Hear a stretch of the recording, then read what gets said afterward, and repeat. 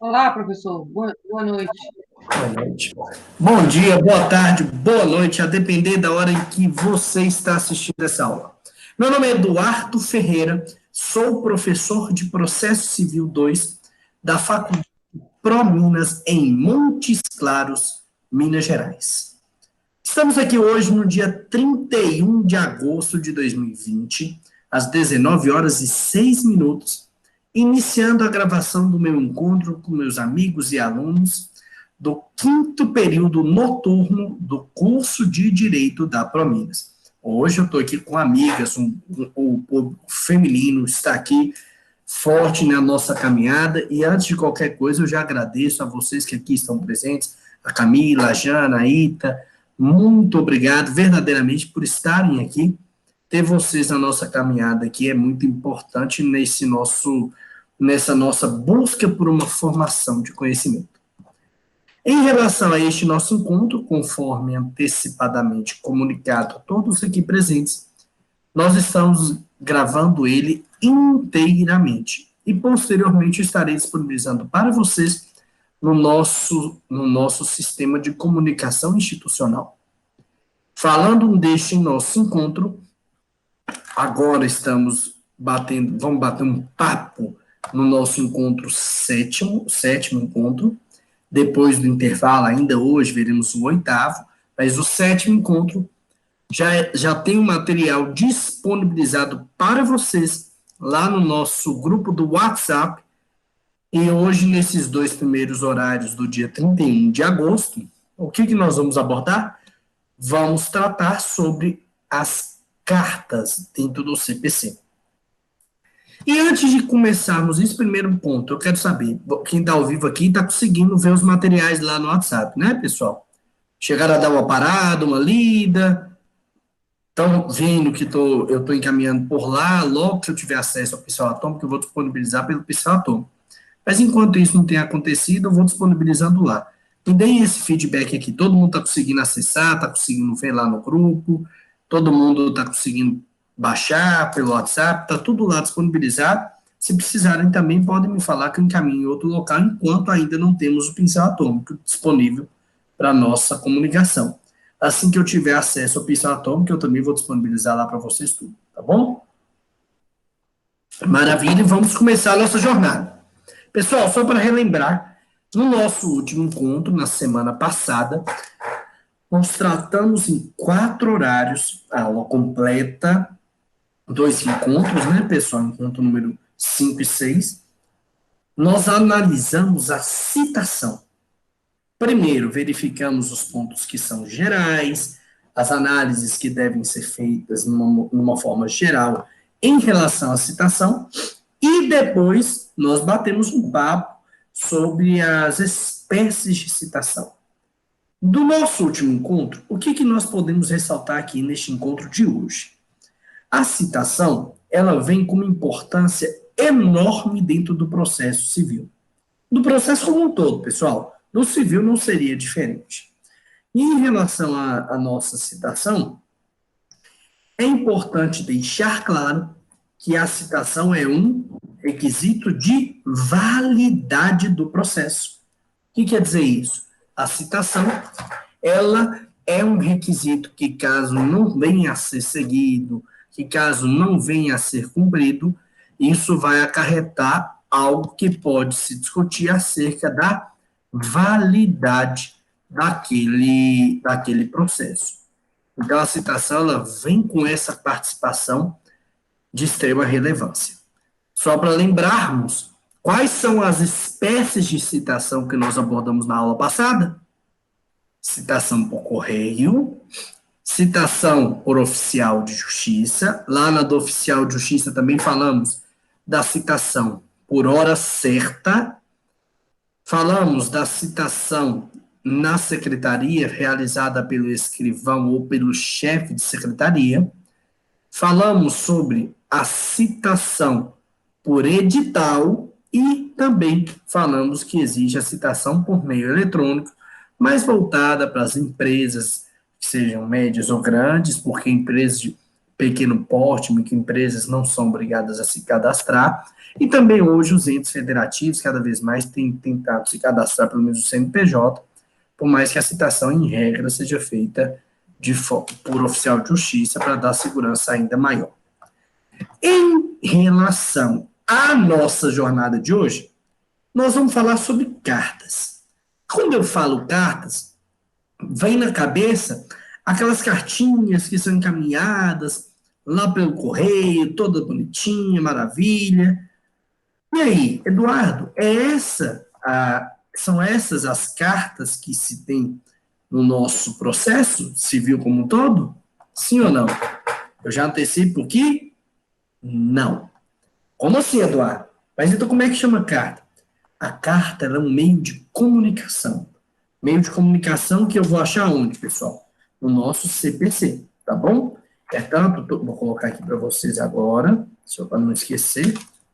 Para vocês que gostam de copiar, já tem aí no chat, vou colocar no chat agora para vocês, que lá no artigo 260, nós temos previstas, 4 grandes modalidades no que diz respeito às cartas que podem existir, tá bom?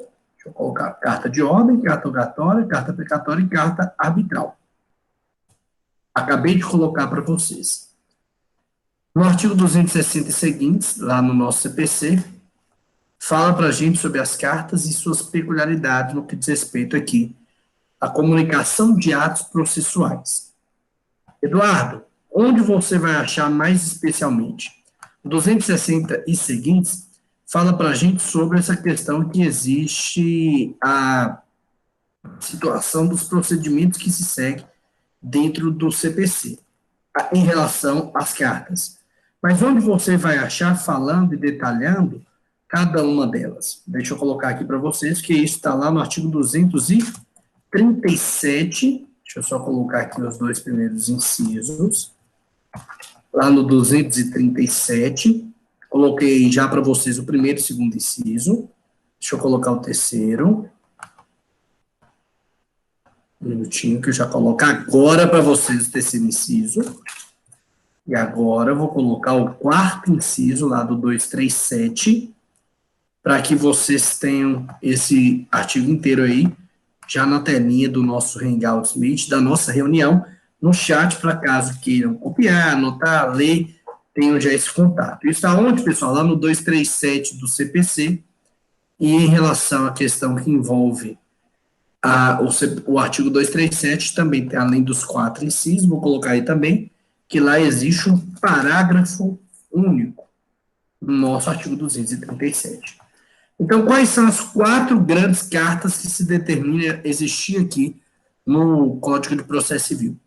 A carta de ordem, a carta rogatória, a carta precatória e a carta arbitral. Tá bom? E aí, no 237, já fala mais ou menos o que vai se seguir em relação a cada uma dessas cartas. Só que hoje, quando formos lá tratar de alguns requisitos mais detalhados, nós vamos ver do 260 para frente, tá bom? Em relação à questão das cartas, eu coloco aí agora uma questão para vocês muito importante no nosso chat. Qual é o grande objetivo das cartas? A carta é uma forma de comunicação processual. Ah, Eduardo, mas e a citação, é isso que você está falando? Não, não tem nada a ver, que é outra questão. As cartas, elas são forma de comunicação no tribunal, como um todo. E eu coloquei para vocês no nosso chat agora, que em todos os tipos de carta, se busca a prática de um ato processual, seja um ato de comunicação, um ato de instrução, ou mesmo um ato de constrição. O que acontece, pessoal?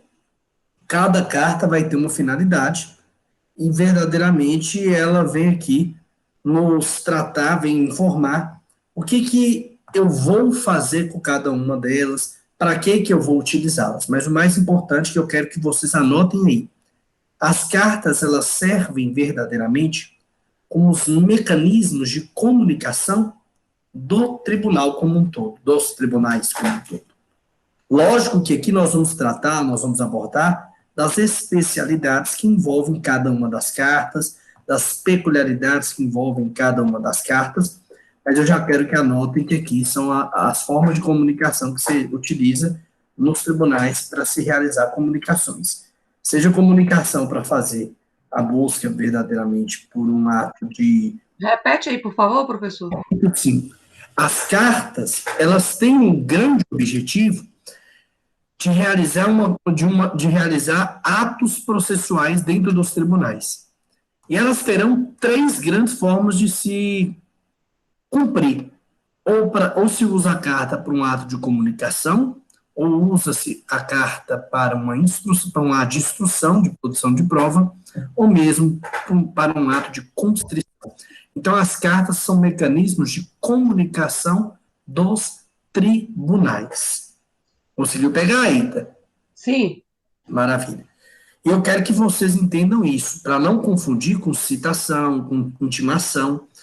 Então, carta tem essa forma de comunicação perante os próprios tribunais, eles vão se comunicando. E aí, pessoal, já coloquei aí para vocês no artigo 237 do CPC, que vem tratar sobre as peculiaridades de cada uma dessas cartas, falando quais são as modalidades delas. O que eu quero falar com vocês agora? Eu quero começar a tratar dos pontos que cada uma dessas cartas possui de característica, de peculiaridade, tá bom? E vamos começar falando sobre carta de ordem, que é o primeiro. Antes de caminhar para isso, eu preciso que você só me fale aqui, quem está ao vivo, você está conseguindo entender esse início da caminhada, porque é muito importante. Vocês conseguiram entender o que efetivamente é uma carta? Sim ou não? Me dá um... Sim. Para mim, sim. Porque, na verdade, o professor não está intimando, está comunicando a outra jurisdição, né? E já tem um processo ali, e que tem um réu ou uma pessoa que precisa ser citada, e aí aquela jurisdição vai fazer aquele processo. Um detalhe, a Ita pegou um ponto muito importante. A Camila me colocou aqui que é ok. O que acontece? Uma citação, por exemplo, a Ida falou aqui, citação, nós vimos ontem, no último encontro, melhor dizendo, semana passada. É para dar conhecimento ao réu, você se lembrou disso? Ou dar conhecimento ao réu? É bem diferente. Sim, e é para a parte. Uhum. As cartas, a Ita falou uma coisa muito importante. É a jurisdição, é bem diferente. É tribunal, seja entre tribunal, ou então de uma instância superior para uma instância inferior, ou mesmo entre países diferentes. Uhum. Esse é o grande ponto, e eu gostei que vocês pegaram. Aí tu comentou aí. Então, a grande diferença da carta é que ela é um ato processual, busca se utilizar da carta para isso, mas dentro do tribunal comunicando entre eles. Maravilha, é isso aí, viu, Ita? Vamos começar a bater um papo sobre a nossa carta de ordem, que lá no 237 é o primeiro inciso, tá bom? E para que ela serve? Coloquei aí na telinha para vocês. A carta de ordem, em linhas gerais, ela tem como um grande objetivo uma comunicação do tribunal, feita pelo tribunal, para delegar a outro tribunal e hierarquicamente subordinado à realização da atividade jurisdicional. Olha o que o nome fala, carta de ordem.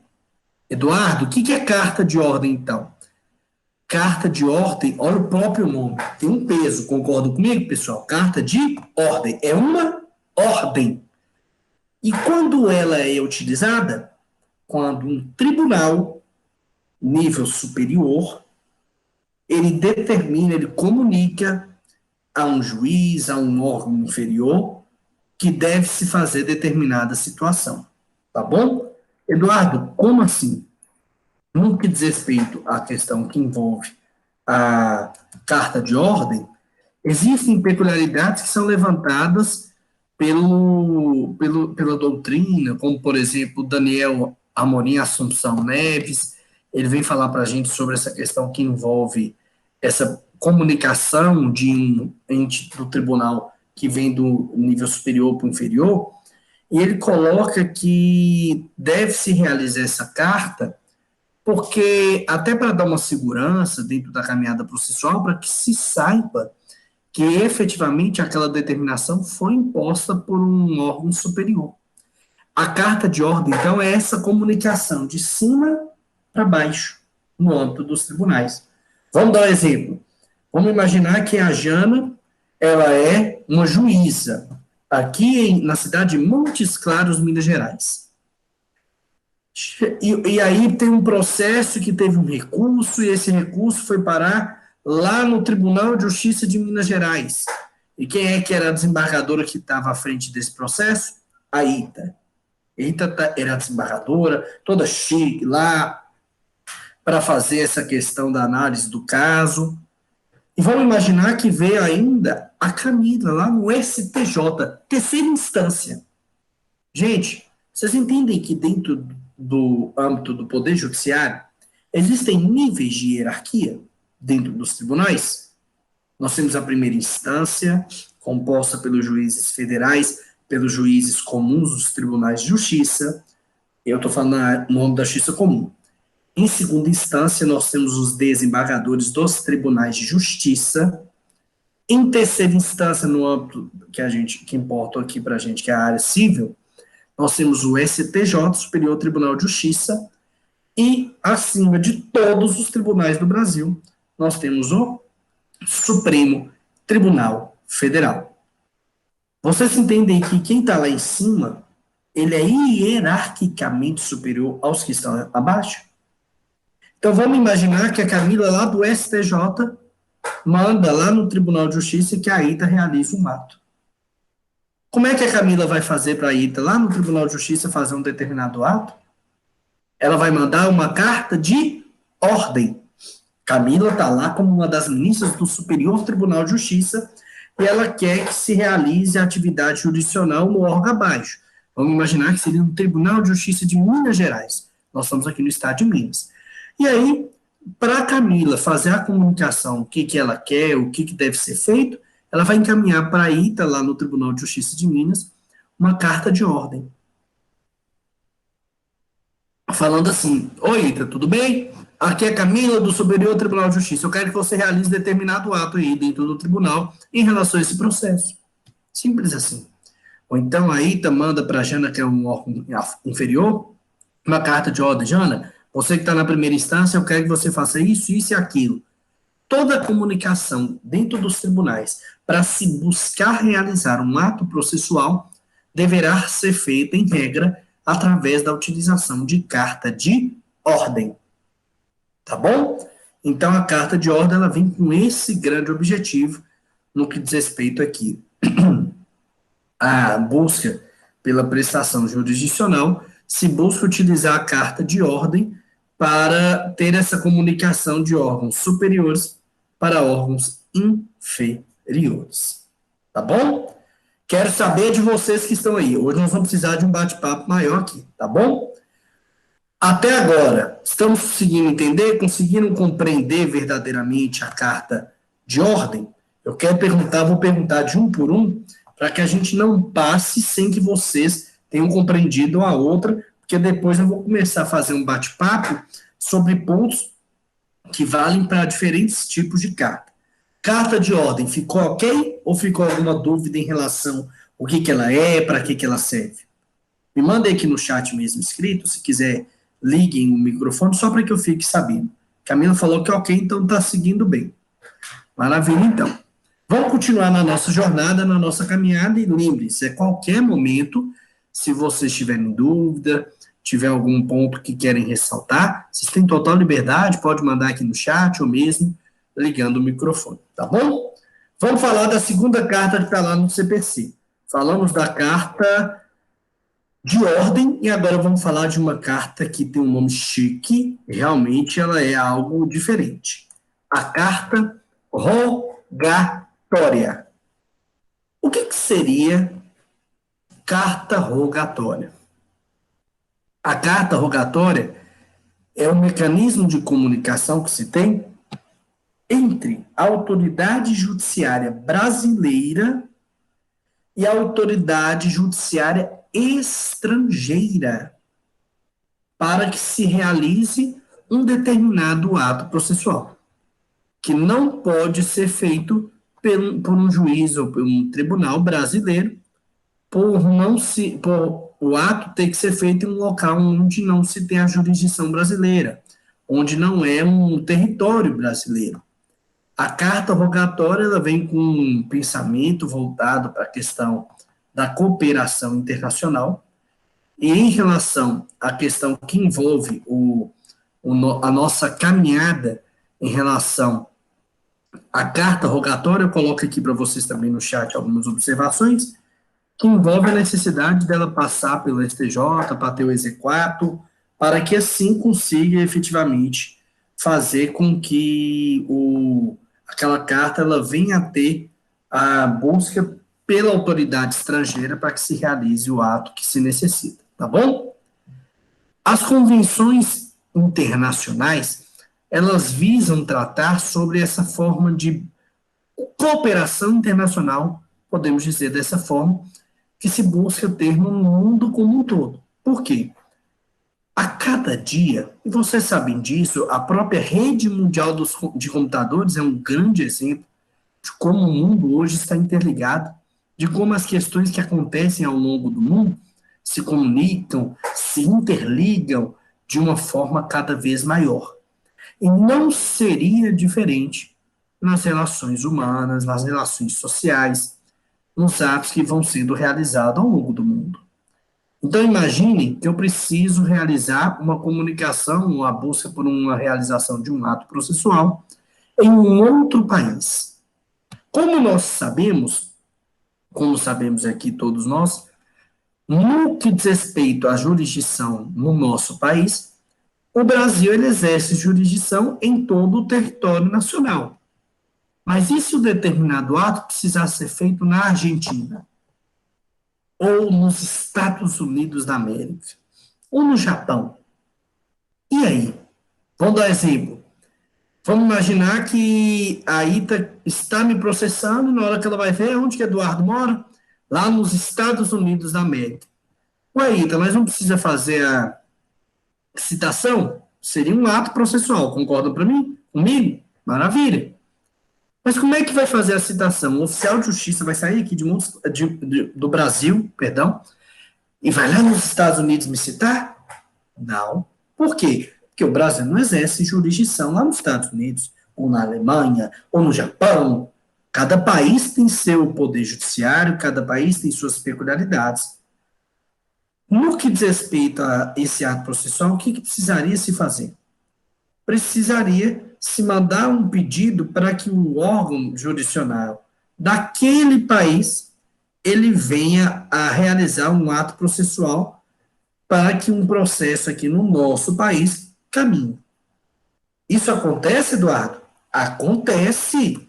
E, por exemplo, no que diz respeito ao professor Humberto Teodoro Júnior, ele faz uma análise muito interessante que eu acabei de colocar aí no chat para vocês. O que ele fala? A razão para a existência das cartas rogatórias é o princípio da territorialidade da jurisdição, que direciona o entendimento de que cada Estado tem uma soberania dentro dos seus limites territoriais. Então, cada Estado, país, eles vêm aqui tratar das questões internas, eles dentro dele que exercem o poder, a soberania interna. Mas que uma coisa deve ser ressaltada, nenhum país, em regra, tem o poder, tem a liberdade de simplesmente ir dentro de um outro país e realizar um ato, porque senão você estaria indo de encontro até com essa sensação, essa questão que envolve a soberania daquele determinado país. Então, por isso, é necessário a existência das cartas rogatórias para se buscar essa cooperação internacional entre os países, entre os estados internacionais. Tá bom? Eduardo, isso é sério? Isso existe? Gente, muito mais do que vocês imaginam. Só que tem um detalhe. Poder judiciário é um pouquinho demorado, vocês concordam comigo? Poder judiciário não é brincadeira. E o que acontece? Vocês acham que um cumprimento de uma carta rogatória pegar uma ordem que foi solicitada do Brasil, tem que ter autorização, o exequatur do STJ, vai para outro país, tem que estar traduzido por um tradutor juramentado, tem que estar tudo certinho. Chega no outro país. Na hora que chega no outro país, tem toda a caminhada lá dentro daquele país para realizar o ato, depois volta para o Brasil. O que acontece? Quando se tem cartas rogatórias, existe uma grande peculiaridade que é a demora, a morosidade, por muitas vezes. Por quê? Por questão logística. Tem países que você tem uma dificuldade maior para que se realize um determinado cumprimento daquela carta precatória. Outros podem ser mais rápidos. Perdão, carta rogatória. Precatória daqui a pouquinho. Ó, pra você ver, a cabeça já está misturando pegadinha, a própria cabeça está fazendo a pegadinha. E aí, pessoal, pode surgir uma dúvida para vocês. E qual dúvida que seria essa? Eduardo, eu entendi que a carta rogatória, ela é para o resto do mundo. Lembra de R de resto do mundo. Mas eu entendi que essa carta rogatória, ela vem realmente tratar sobre a nossa questão que envolve a comunicação com determinado ato processual entre países. Só que eu tenho uma pergunta, Eduardo. E se, por exemplo, e isso pode acontecer, o país em que eu preciso realizar o ato aceita realizar o determinado ato que o Brasil está solicitando. Por exemplo, no caso de citação, vamos imaginar que eu preciso fazer uma citação. O Emanuel entrou, eu imagino que eu preciso citar o Emanuel. Bem-vindo, viu, Emanuel? E aí eu preciso citar o Emanuel, só que o país em que o Emanuel está não cumpre as cartas rogatórias do Brasil. Olha que interessante, só para relembrar um ponto de uma matéria que nós vimos no último encontro, lá no artigo 256, parágrafo 1º do nosso Código de Processo Civil, lá naquele ponto que trata sobre citação por edital. Lembrem o que está lá no parágrafo 1º. Fala o quê? Considera-se inacessível para efeito de citação por edital o país que recusar o cumprimento de carta rogatória. E se é inacessível, vou ter a possibilidade, em respeito ao 256, inciso segundo, de realizar a citação por edital. Então, se o país, por exemplo, que o Emanuel se encontra, ele é um país que nega, que recusa cumprir uma carta rogatória do Brasil, eu posso buscar, por exemplo, a citação por edital do Emanuel, porque ali terá validade com base no artigo 256, inciso 2º e parágrafo 1º do CPC. Tranquilo? Maravilha. Já vimos carta de ordem.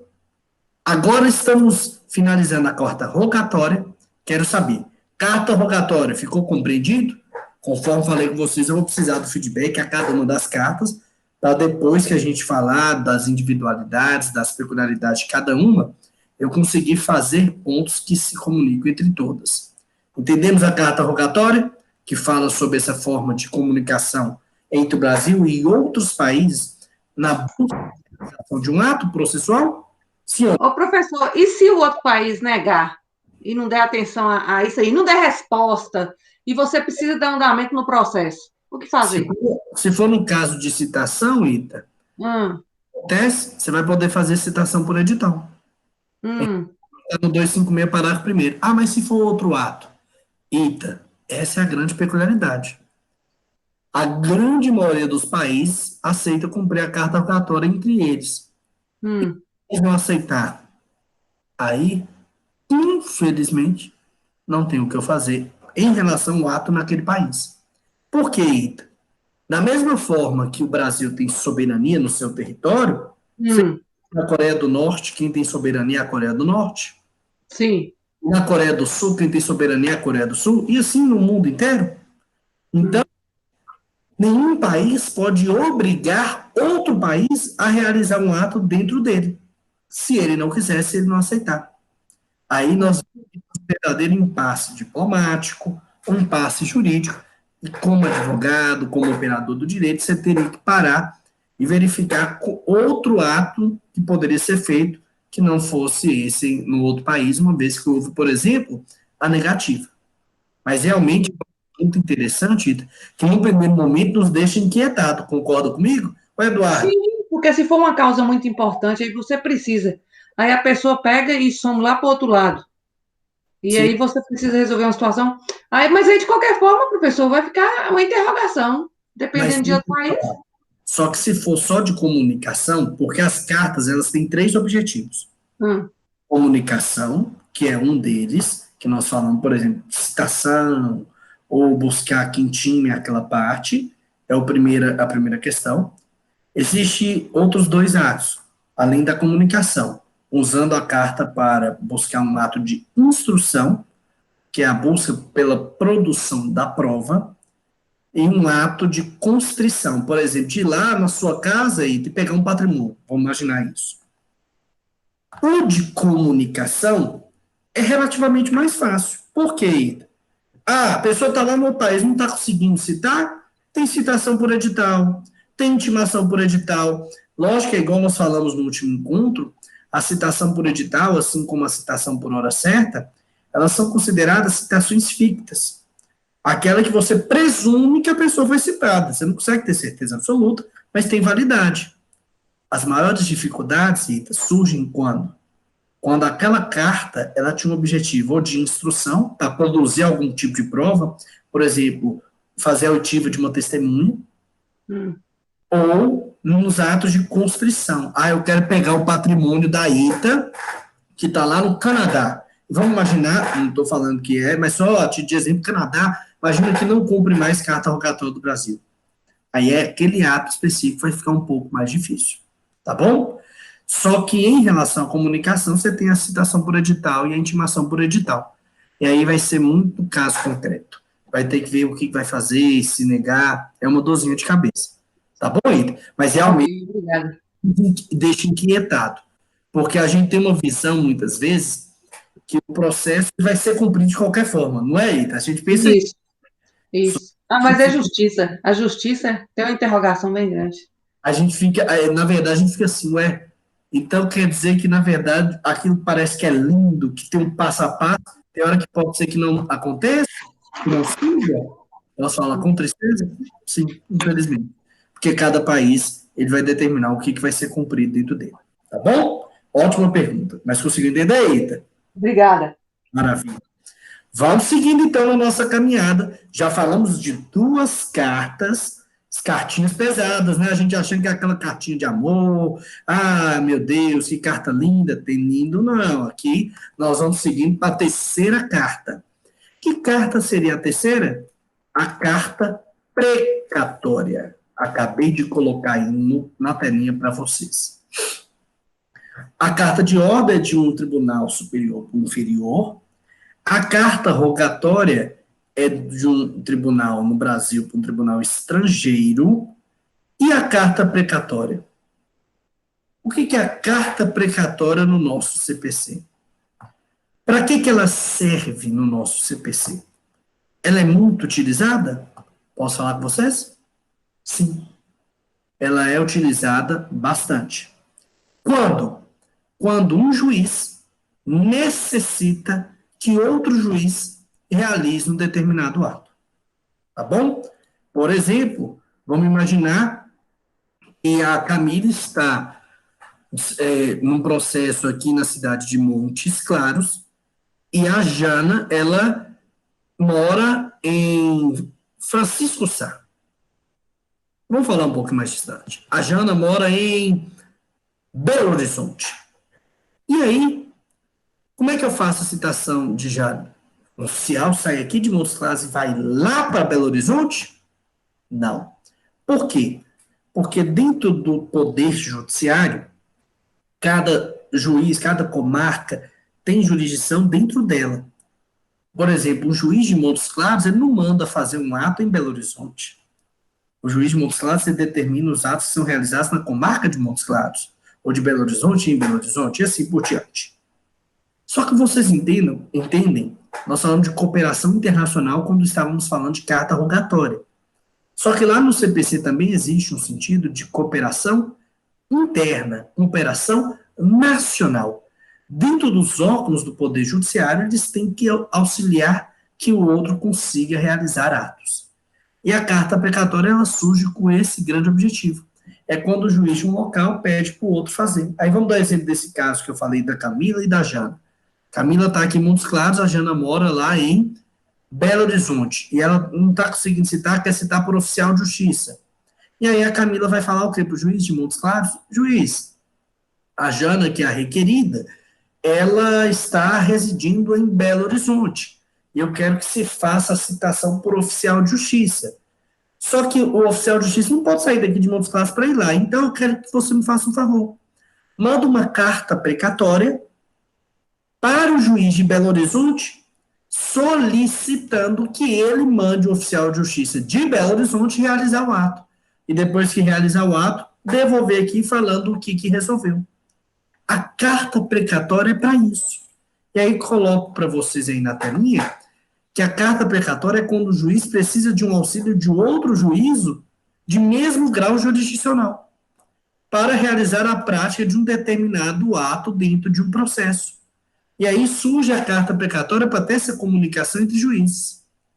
O juiz que expede a carta precatória, ele é chamado de juízo deprecante, e aquele que vai realizar o ato é chamado de juízo deprecado. No que diz respeito à carta precatória, ela surge por quê?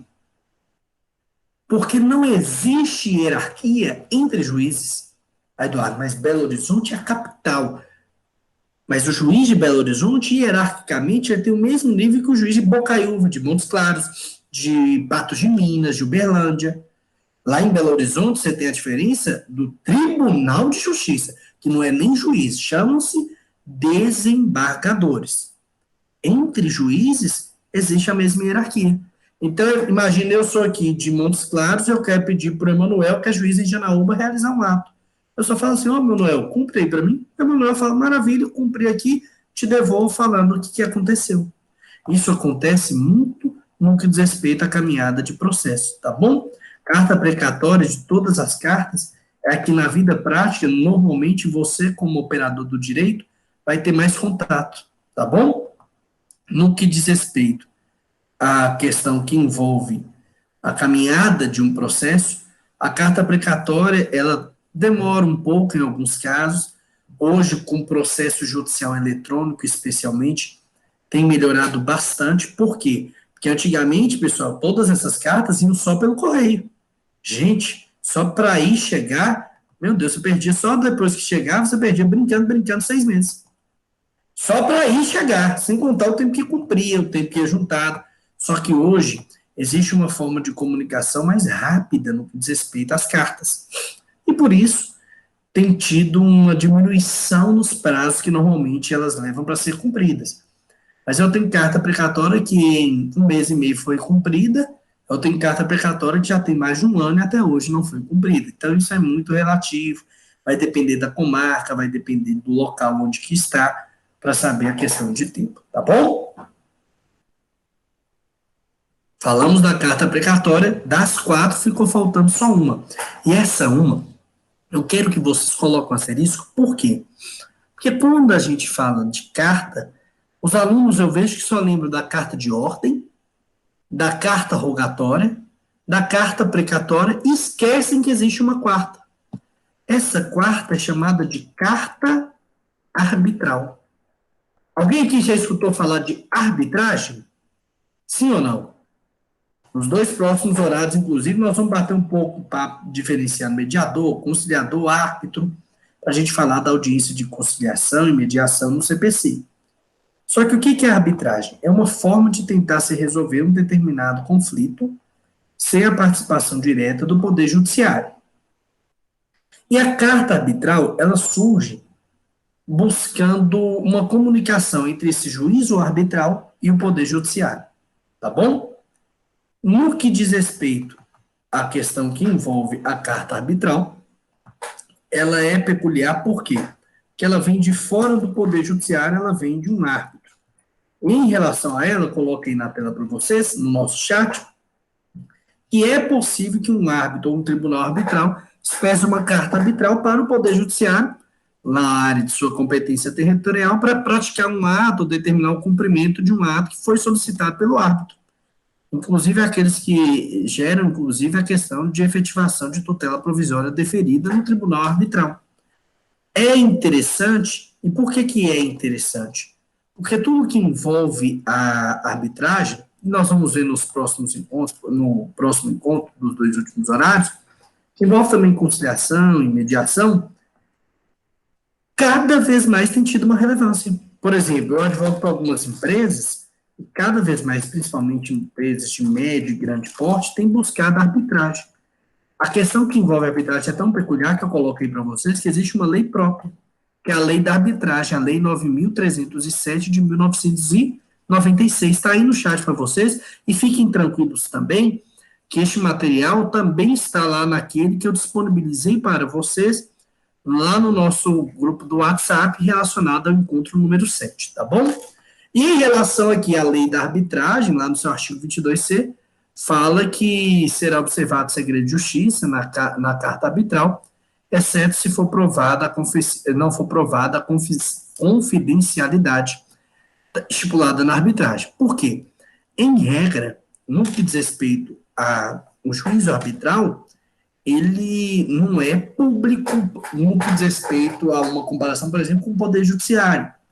As grandes e médias empresas, elas buscam a questão que envolve a arbitragem até pela confidencialidade, para que aquela situação que ali está sendo discutida, naquele caso, pelo juízo arbitral ou pelo tribunal arbitral, que não venha ter um conhecimento de todos.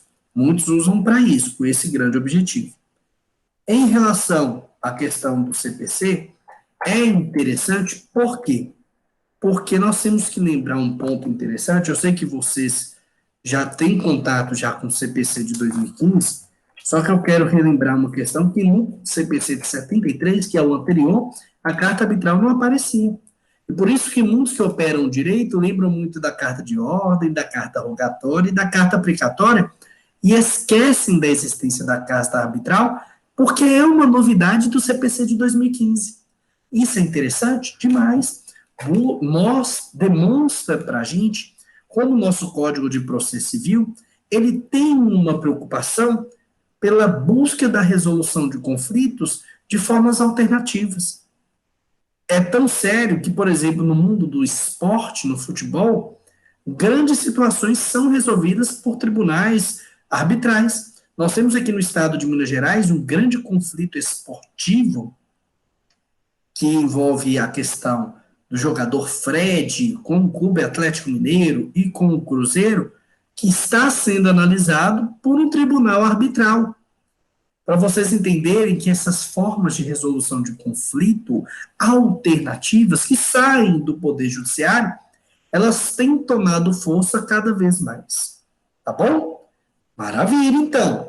Agora, Eduardo, eu já sei quais são as 4 cartas. Carta de ordem, Tribunal Superior para o Tribunal Inferior. Carta rogatória, do Brasil para um país de fora. Carta precatória entre juízes, entre tribunais de mesma hierarquia, quando precisa fazer um ato processual. E carta arbitral, que vem do juízo arbitral solicitando o cumprimento de alguma questão pelo Poder Judiciário. Tá bom? Perfeito. Quer saber, até agora, que aí nós vamos tratar de alguns pontos lá do CPC. Todo mundo junto na caminhada? Me dá um joinha aí, me dá um ok, eu quero saber. Professor, mas esse juiz arbitral é do Supremo? Não. Onde que fica esse juiz arbitral? Vários tribunais ao longo do Brasil. São pessoas que têm um conhecimento técnico e que são julgadas pelas partes. Você sabe quem é que nomeia o árbitro, Ita? Partes. Você e o Emanuel estão conflitando. Vocês nomeiam um árbitro. Eduardo vai ser o árbitro. Vocês vão me pagar para que eu decida o caso. Só que isso é tão sério que quando você decide o árbitro, a decisão dele é como se fosse do Poder Judiciário. Ah, tá. É isso que eu queria entender, que eu falei, esse juiz arbitral, onde que eu vou achar ele? Ele é de fora do Poder Judiciário. Uma de resolução diferente, que veio ser criada pela Lei 9.307 de 96, mas ele tem tido uma importância maior, Ida, ao ponto da decisão dele tem a Aí mesma... ele tem que ter conhecimento naquela área que está sendo julgada, né, professor? Normalmente, o árbitro, ele é escolhido uma pessoa que tem um conhecimento sobre aquilo. Por quê? Sim. Porque ele vai decidir a questão, e é lógico que existem situações de extrema complexidade. Nós vamos ver no próximo horário, por exemplo, quando eu estiver falando desses meios de resolução de conflito, eu vou falar da arbitragem. Por exemplo, indústrias farmacêuticas, quando elas vão brigar entre si, nem sempre o juiz tem o conhecimento técnico necessário. E elas já sabendo isso, elas já vão para a arbitragem para pegar alguém que tem um conhecimento aprofundado sobre aquela questão. Entende? Por exemplo, no mundo do futebol se usa muita arbitragem, porque é muito peculiar, tem as questões que envolvem o direito esportivo, e aí se busca uma pessoa que tem um conhecimento técnico mais aprofundado naquela área. E aí surge como uma forma de desafogar o poder judiciário, de tentar resolver o conflito de outras maneiras, é uma forma diferente, que cada vez tem tomado mais força, ao ponto de, no nosso CPC de 2015, se inserir como uma das cartas, uma das formas de comunicação, a carta arbitral. Tá bom? Beleza, entendido. Combinado, então. Então, já estamos, então, todos aqui entendendo quais são as cartas, as suas características gerais. Agora eu vou conversar com vocês um bate-papo que começa lá no artigo 260 do CPC. Acabei de colocar na tela para vocês aí o 260. O 260 é o primeiro artigo que fala das cartas. As cartas, elas estão lá entre o 260 e 268, que é salvado. O artigo 237, que eu já falei para vocês, que fala de cada um dos detalhes das cartas, quais são elas. Lá no 260, fala para a gente quais são os requisitos de 3 cartas. Carta de ordem, carta precatória e carta rogatória. Esses requisitos aqui do 260 valem para esses 3. Primeira situação, que é obrigatório. Indicação do juiz de origem e de quem vai cumprir o ato. Então, a primeira coisa que tem que ter, tanto na carta precatória, quanto na carta de ordem, quanto na carta rogatória. Quem é que está fazendo o pedido? Por exemplo, o juiz de Montes Claros. E também quem é que vai realizar o ato? O juiz de Belo Horizonte. Então, sempre tem que deixar quem é o juízo deprecante e o juízo deprecado. Deprecante é quem pede para se realizar o ato. Deprecado é o juiz que recebe a carta precatória e vai realizar o ato que foi solicitado.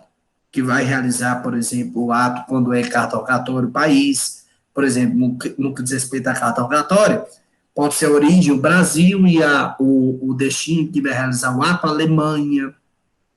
Na carta de ordem, a origem, é aquele caso que nós temos aqui o exemplo, Superior Tribunal de Justiça, e o tribunal que vai realizar o ato, Tribunal de Justiça de Minas Gerais. Então, é o primeiro requisito que essas 3 cartas têm que ter.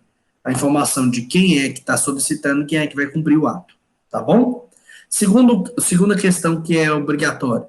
O inteiro da petição, do despacho judicial e do instrumento do mandato que deu poderes ao advogado. Vai ter que mandar a petição, que fez o pedido da carta precatória, para que ela foi feita, o despacho que o juiz autorizou, que o tribunal autorizou, que se expedisse aquela carta, e a comprovação da procuração do advogado para provar que está ali, regular aquela caminhada processual. Tá bom?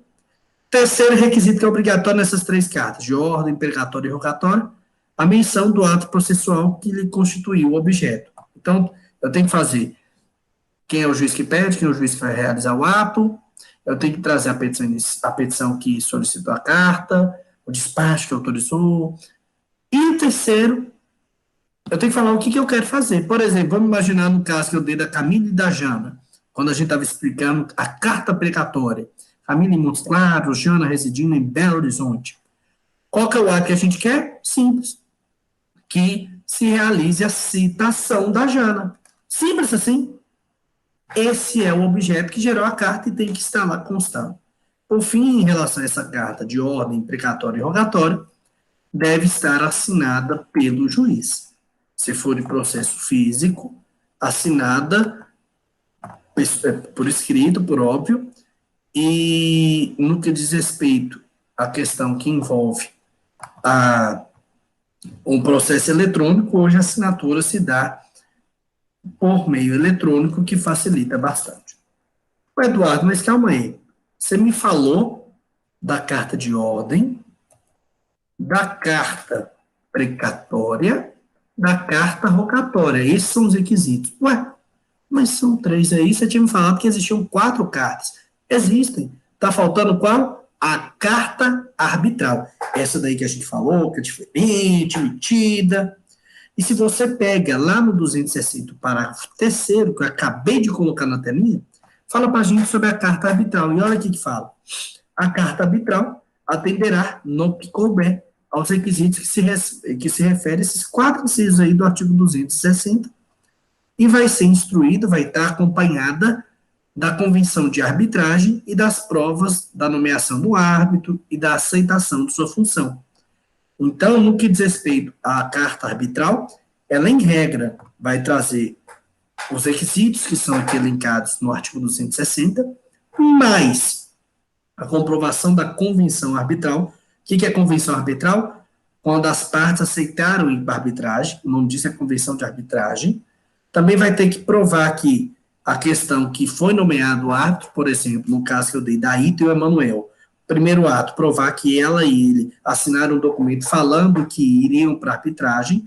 Segundo documento que eu tenho que juntar na minha carta arbitral, o documento que comprova que os dois, por exemplo, me nomearam, falaram, não, vou colocar Eduardo, eu lembro que Eduardo falava sobre isso, vamos colocar ele. E o terceiro, comprovando que eu aceitei esse munus, que eu vou aceitar ser o árbitro. Isso tudo eu tenho que juntar na carta arbitral, é algo que está determinado expressamente no artigo 260, parágrafo 3º do nosso Código de Processo Civil de 2015. Tá bom? Maravilha, então. Detalhe, pode ser feita a qualquer momento? Pode ser cumprida a qualquer momento? Teoricamente, o quanto antes. Por isso, que o artigo 261 fala para a gente que em todas as cartas, seja a carta rogatória, de ordem, precatória ou a arbitral, vai se determinar, vai se fixar um prazo para o cumprimento, atendendo à facilidade de comunicação e à natureza das diligências. E, em relação à carta, ela vai poder se intimar as partes, para eventualmente elas darem prosseguimento, para dar agilidade no que diz respeito à questão que envolve o cumprimento daquela determinação, daquele ato processual. E por que se coloca prazo? Até em respeito ao que está lá no artigo 5º, inciso 78 da Constituição. É direito aqui no nosso país fundamental a busca por uma razoável duração de um processo, pela celeridade processual. Se não se colocasse um prazo, o risco é de ter uma morosidade ainda maior do que a que nós já encontramos na vida prática, em muitas cartas que vão sendo cumpridas. Então, essa obrigação é muito importante. Um detalhe, a carta tem que ser cumprida rápido. Concorda comigo?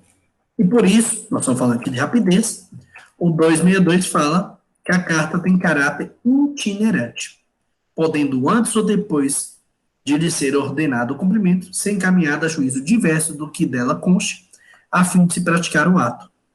Como assim, Eduardo? Pessoal, é simples. Aqui eu estou colocando que vai se comunicar o ato para o juiz deprecante. Vamos imaginar que a Camila mandou o endereço da Jana para fazer a carta precatória. Lá em Belo Horizonte, chegou em Belo Horizonte e falou, não, você está doido? Esse endereço que a Camila colocou aqui não é em Belo Horizonte. Esse endereço é em Contagem. Quem tem que cumprir? Contagem. Ou então, não, esse endereço não é aqui não, é lá em Sete Lagoas. Ela errou, mandou a carta para Belo Horizonte, mas era para Sete Lagoas. Aí essa carta vai voltar para Montes Claros, para depois ir lá para Sete Lagoas? Não! O 262 fala o quê, pessoal? No que diz respeito às cartas, elas têm caráter itinerante. Chegou lá, por exemplo, e vislumbrou que teve um erro, mandou para cá, mas deveria ser Sete Lagoas, o próprio juiz BH já mandou para Sete Lagoas, para agilizar, para ter rapidez no que diz respeito à caminhada, pessoal. Por quê? Porque se deixar, essas cartas somem, se deixar, essas cartas não são cumpridas. Você demora 6 meses para ir, 6 meses para voltar, só para falar que estava errado, para fazer de novo, o processo não tem razoável duração. Então, por isso se deu esse caráter itinerante. Então, grifa aí que isso deixa algo muito peculiar.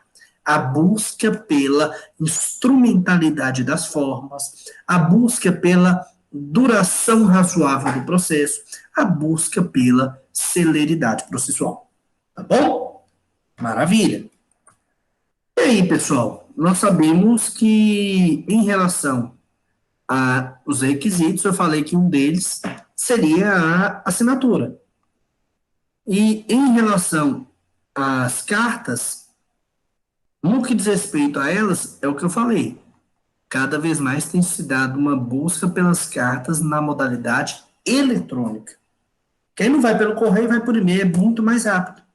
E o 263 vem nos informar isso, deixar claro que as cartas deverão ser preferencialmente expedidas por meio eletrônico, onde a assinatura do juiz será também feita na modalidade eletrônica.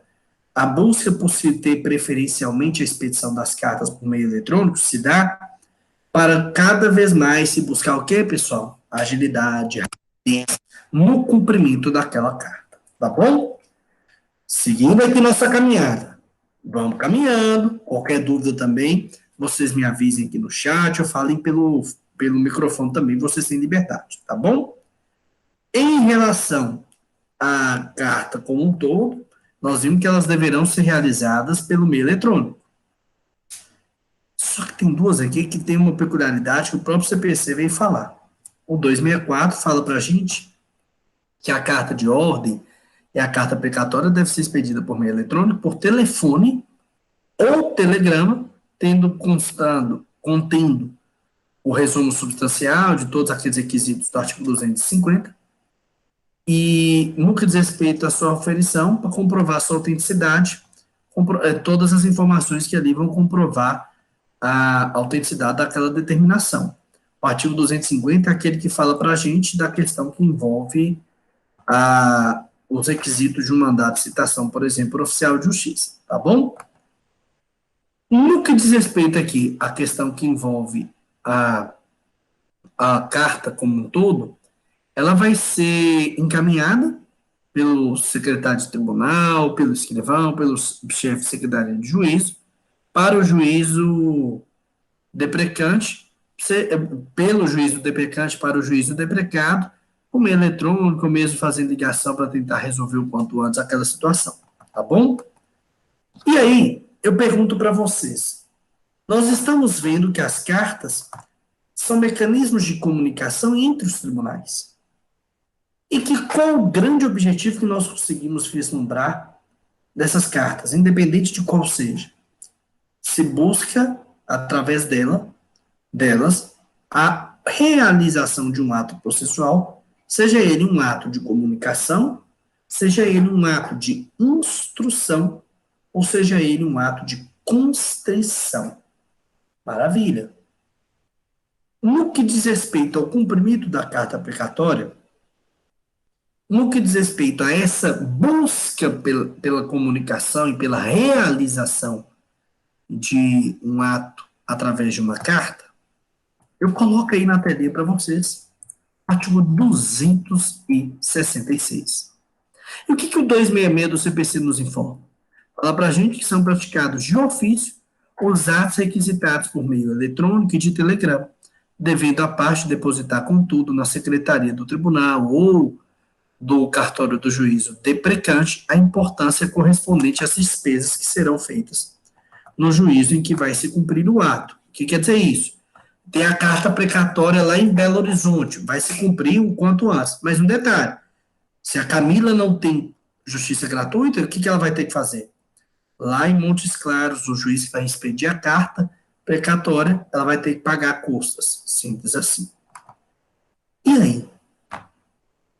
Nós estamos vendo que aqui a gente busca cooperação, vamos cooperar, é tribunal cooperando com o outro, é juiz cooperando com o outro, é país cooperando com o outro, é o poder judiciário cooperando com o juízo arbitral. Faço uma pergunta para vocês. Até agora tudo bem. Pergunta. Existe a possibilidade de um juiz ou de um tribunal recusar cumprir uma carta? E aí? Aí você tem que perguntar, qual carta? Vamos lá. Carta rogatória. O país pode não cumprir? Falamos aqui, a Ita até perguntou, mas e se não cumprir? Infelizmente, soberania do país realmente é a que mais tem peculiaridade. E foi uma pergunta que a Ita nos fez lá quando a gente estava falando da carta rogatória. Tudo bem, então ela, teoricamente, cumpre se o país entender possível, se o país quiser, de acordo com a soberania do seu território, da sua jurisdição. Carta de ordem. É uma ordem de um superior para o inferior. Posso descumprir? Em regra, não. Por quê? Ou não, carta de ordem. É uma ordem, não é um pedido, vai lá, por favor. É uma ordem. É o Tribunal Superior mandando, dando uma ordem para o Tribunal Inferior cumprir um ato. Então, essa já também não pode ser descumprida, em regra. Sobra duas, carta precatória e carta arbitral. E aí? Essas duas, existe a possibilidade de o juiz, por exemplo, não cumpri-las? Recusar cumprir uma carta precatória? Recusar cumprir uma carta arbitral? O 267 fala para a gente. É possível, nessas duas cartas, a precatória e a arbitral, o juiz recusar cumpri-las. Mas para que ele venha recusar, ele tem que motivar. E 3 situações são colocadas lá que o juiz, teoricamente, poderá motivar o não cumprimento. Por que que ele não vai cumprir? Primeiro caso, quando a carta não estiver revestida dos requisitos legais. Vocês lembram do artigo 260, que nós falamos tudo que tem que ter na carta? E aí, imagina que faltou algum requisito, por exemplo, a assinatura do juiz, faltou, por exemplo, o juiz que está pedindo para fazer o ato, qual que é o ato, faltou o despacho que autorizou, faltou um dos requisitos. Teoricamente, o juiz tem a possibilidade de negar cumprir aquela carta precatória ou carta arbitral, se ele fundamentar nesse sentido. Tá bom? Outra questão que ele pode fundamentar para não cumprir a carta arbitral ou carta precatória, quando ele alegar que falta ao juízo competência em razão da matéria ou da hierarquia. Vamos imaginar que mandou que eu, como juiz, realizo o ato, eu vi e falo, tá doido? Eu não tenho competência não, você pediu para que eu faça aqui em Montes Claros, o ato tem que ser feito em Aracaju. Eu não tenho competência em Aracaju. Teoricamente, ele pode se negar. Eu não tenho competência, não, de Aracaju não, perdão. Eu não tenho competência para realizar um ato que é específico de juiz em Aracaju. Por exemplo, de registros imobiliários. E eu sou um juiz criminal, chegou para mim e falou, que é isso? Ou então vira e fala, o ato é tão específico, nós temos uma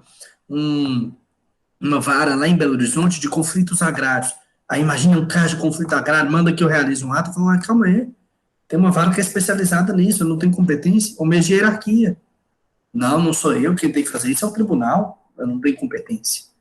E a terceira situação, em que o juiz vai poder recusar cumprir a carta precatória ou a carta arbitral, se ele, de forma motivada, determinar que houve uma dúvida acerca da autenticidade daquela carta. A terceira situação é o quê, pessoal? É algo que vai se buscar questionar, o juiz está questionando, que não conseguiu com toda certeza confirmar que aquele ali é um documento autêntico, que aquela carta precatória, que aquela carta arbitral, ela é verdadeira. O juiz ficou com suspeita. Na suspeita, se tiver dúvida, lembre-se, de forma motivada, o juiz vai poder negar cumprir uma carta precatória e uma carta arbitral. Tá bom? Lá no 267, no parágrafo único, ele traz uma observação que envolve essa segunda justificativa, incompetência de matéria ou de hierarquia. E o que o parágrafo único fala para a gente lá do 267, pessoal? No caso de incompetência, em razão da matéria ou da hierarquia, o juízo deprecado, aquele que recebeu a carta para cumprir, conforme o ato a ser praticado, poderá remeter a carta ao juízo ou tribunal competente, entendendo que, até por celeridade, se o juiz negar cumprir, para buscar essa celeridade e pelas cartas terem caráter itinerante, o juiz pode virar e falar, eu não tenho competência, quem tem competência é o Tribunal de Justiça, e ele mesmo já pode mandar sem que tenha necessidade de voltar para o juízo deprecante, para aquele que pediu para realizar o ato e ter que fazer tudo de novo. Então, o parágrafo único deixa essa possibilidade no 267. Tá bom? Perfeito, então. Vamos agora para o último ponto deste encontro número 7. Esses 2 primeiros horários aqui do dia 31/8. Vamos falar, para fechar esse nosso primeiro encontro do dia 31, do artigo 268. Eduardo, o que está lá no 268? Fala que, cumprida a carta, será devolvida ao juízo de origem no prazo de 10 dias, independente de traslado, pagas as custas pela parte. O que quer dizer isso?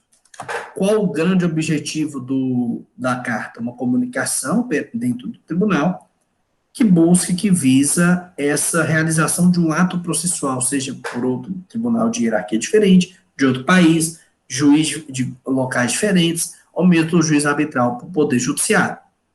Depois de cumprida a carta, o objetivo do ato processual foi realizado, tem que devolver para o juiz que pediu para realizar o ato, no prazo de 10 dias.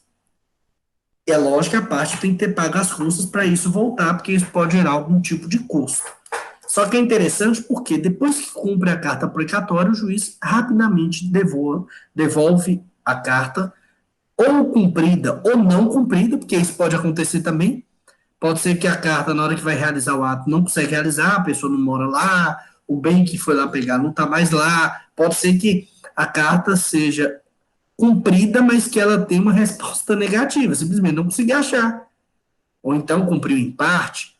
O importante é que ela vai ser realizada como requerida, e as informações acerca se foi cumprida ou se não foi, se chegou a realizar o ato processual ou não, da forma que o juiz pediu ou não, tudo isso vai ser comunicado para o juízo deprecante, aquele que pediu o ato processual, e vai ser encaminhado depois do cumprimento no prazo máximo, em regra, de 10 dias. Eu já antecipo que as cartas como um todo, principalmente a precatória, cada vez mais tem dado, o Poder Judiciário tem buscado um cumprimento célere, por mais que, infelizmente, em casos práticos, a gente não consiga enxergar isso em todas as comarcas, em todos os tribunais, em todas as secções federais. Mas é uma caminhada, vamos torcer para cada vez mais isso ficar se tornando uma realidade, que a gente cumpra essas cartas de forma ágil. É tanto que existem comarcas, Montes Claros, por exemplo, tem um juízo que ele é quase que especializado em carta precatória. Grandes comarcas como Belo Horizonte, São Paulo, Rio de Janeiro, tem varas só para cumprir carta precatória. Por quê? Porque recebem muito. Então, os tribunais têm preocupado com essa comunicação, com essa cooperação, que busca dar verdadeira celeridade na caminhada de um processo. Tá bom? Maravilha, então. Quero saber de vocês, pessoal, tudo em relação à carta. Os aspectos das peculiaridades que envolvem cada uma das 4. E as questões mais gerais que estão lá do 260 ao 268, tudo eu consegui falar com vocês. E aí eu quero o feedback de quem está aqui ao vivo. Conseguimos entender? Sim ou não? Ficou alguma dúvida? Me fala aqui no chat que eu quero saber. Ficou claro para todo mundo as cartas? Carta de ordem, carta rogatória, carta precatória, carta arbitral, as suas peculiaridades, as suas especificidades. Tudo claro? Me dá o ok aqui no chat, ou então, se tiver dúvida, também pode fazer, para que eu fique sabendo. Falou aqui que tranquilo. Tranquilo. Conseguiu entender então, né, Ita? Beleza. E agora nós vamos querer ficar mandando carta para os outros, né? A gente já sabe da citação e agora a gente sabe da carta. Vamos ver um dia na vida prática, vocês vão ver que é muito interessante, tá bom? Pessoal, para quem está ao vivo, eu peço licença, só porque como eu já fechei o conteúdo, eu quero encerrar a gravação e eu venho para conversar rapidamente com vocês, combinado? Antes de liberá-los para o intervalo. Para vocês que estão assistindo essa aula em algum outro momento, muito obrigado por ter participado dessa jornada aqui comigo e com os seus colegas que aqui estiveram ao vivo. Agradeço imensamente a sua presença. Nos encontraremos em outras oportunidades. Um grande abraço. Até a próxima.